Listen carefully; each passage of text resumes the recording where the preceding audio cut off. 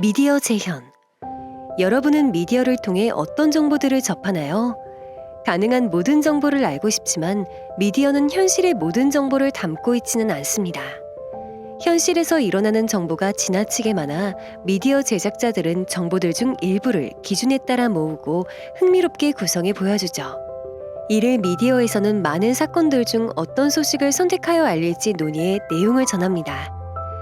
미디어를 통해 접하는 정보는 있는 그대로의 정보가 아닌 누군가에 의해 선택되어 배열된 것입니다. 예를 들어 마트에 장을 보러 갔다고 생각해 봅시다. 먹고 싶은 것은 많지만 모든 것을 살 수는 없습니다. 오늘 저녁 메뉴를 위해서는 일부만을 선택해야 합니다. 이 선택 과정에서는 개인의 취향과 가치관뿐 아니라 가족의 입맛도 함께 고려하게 되고 문화적 요인 및 사회적 유행 등도 반영됩니다.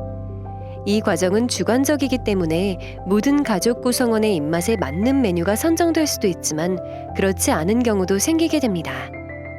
장을 볼 때 가족의 입맛보단 자신의 입맛만 고려할 수도 있고 혹은 눈에 띄는 자극적인 음식을 충동적으로 택할 수도 있습니다. 이와 같이 미디어도 정보라는 재료를 저마다 나름의 방법으로 손질하여 콘텐츠로 구성해냅니다. 똑같은 음식을 사진으로 찍어도 신기하게도 찍는 사람에 따라 맛있게 보이기도 하고 맛이 없게 보이기도 합니다. 심지어 같은 사람이 찍어도 구도나 색감에 따라 달라지게 됩니다. 동일한 정보나 사건을 다루더라도 생산자의 관점에 따라 여러 가지 요소를 통해 긍정적으로 묘사할 수도 있고 부정적으로 묘사할 수도 있는 것입니다. 개성에 있는 박연폭포의 모습입니다.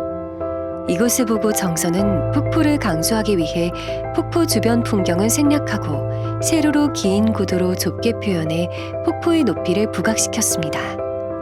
반면 강세왕은 가로 구도로 주변 풍경을 함께 그렸고 다양한 색을 활용해 보다 현실적인 느낌을 줍니다. 같은 장소인데 다르게 표현된 까닭은 무엇일까요? 강세왕은 자신의 그림이 실제와 비슷한 느낌을 주고자 했고 정서는 실제 모습보다 폭포가 주는 강한 느낌을 강조하고자 했습니다. 이처럼 제작자의 관점과 가치관에 따라 같은 정보도 다르게 표현할 수 있습니다. 따라서 정보를 선택하고 다루는 과정에서 정보를 비판적으로 분석해야 합니다. 정보에는 미디어 생산자의 의도나 관점이 반영되어 있기 때문입니다. 미디어에 담긴 의도와 관점을 분석하는 방법으로는 첫째, 썸네일이나 제목을 살펴봅니다. 제목이나 썸네일은 핵심 내용을 축약해 독자의 관심을 유도하는 중요한 역할을 합니다. 이때 해당 사진이나 자막, 긍정적이거나 부정적인 단어를 잘 살펴야 합니다. 둘째, 내용에 담긴 표현 요소를 살펴봅니다. 해당 내용을 다루면서 긍정적인 점을 부각하는지 또는 의도적으로 특정한 부분만 과장하지는 않는지 확인합니다. 셋째, 사건 및 정보를 다루는 데 있어 균형적인 시각이 아닌 특정 입장만 담고 있지 않은지 확인합니다. 한편 미디어를 보여주는 동영상 사이트, 뉴스 사이트, SNS 등의 플랫폼에서 정보를 접하다 보면 신기한 일이 벌어집니다. 궁금한 정보를 찾았더니 관심사를 반영해 호기심을 자극하는 관련 정보가 함께 추천되는 것입니다. 이는 알고리즘에 의한 것으로 탐색한 정보 기록을 통해 관심이 있을 만한 정보를 추천해주는 방식을 말합니다. 검색한 정보를 수집하여 이를 바탕으로 좋아할 만한 정보를 보여주는 것은 편리한 일이지만 마냥 유익한 것만은 아닙니다. 자신이 관심 있거나 믿고 싶은 정보만 탐색하다 보면 어떠한 일이 벌어지게 될까요? 자신에게 유리하거나 믿고 싶은 정보만 집중하여 다른 정보는 받아들이지 않고 계속 외면한다면요? 자신의 생각에 갇혀 다른 생각을 인정하거나 받아들이지 않는다면 다른 사람과 소통하는 데 어려움을 겪을 뿐 아니라 사고의 폭을 넓혀 성장할 수 있는 기회도 놓치게 될 수 있습니다. 다양한 관점이 존재한다는 사실을 인정하고 조금 더 넓은 시야로 세상을 바라보기 위해서는 어떻게 하면 될까요? 첫째, 알고리즘 추천에만 의존하지 않고 미디어를 능동적으로 선택합니다.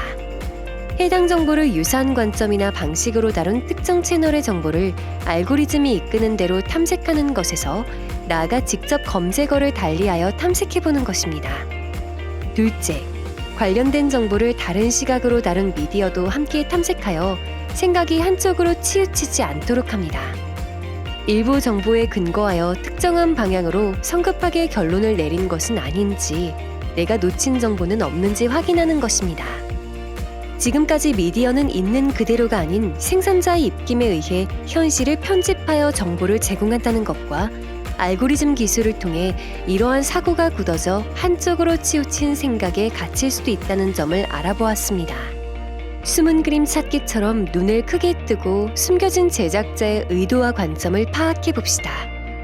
미디어를 분석하며 판단할 수 있는 생각의 힘을 키울 수 있을 것입니다.